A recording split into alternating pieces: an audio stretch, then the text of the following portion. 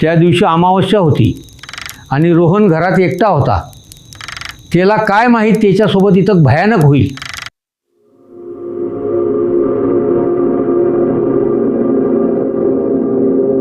रोहन पलंगावर बसून टीव्ही बघत चिकन खात होता. तेवढ्यात त्याला दरवाजामागं चालण्याचा आवाज आला. कोण आहे तिकडे? रोहनला वाटले त्याचे मित्र त्याच्यासोबत मस्करी करत आहेत, त्याला भीती घालत आहेत. दरवाजा उघडा.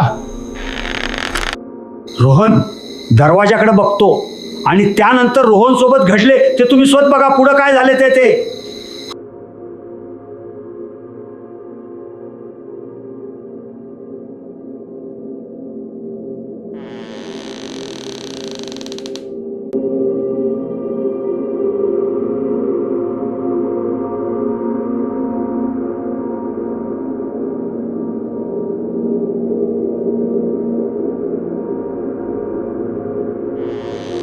रोहन जीव वाचविण्यासाठी पळण्याचा प्रयत्न करत होता, पण खूप वाईट झाले. मला सांगताना खूप वाईट वाटतं.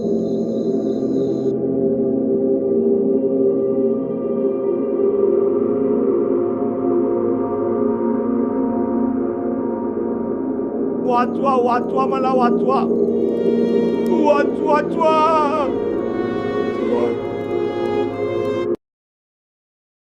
तेव्हापासून रोहन मेला की जिवंत आहे, कुठे गेला काय माहीत नाही. आज 45 वर्ष होतात. रोहनचा काही पत्ता नाही.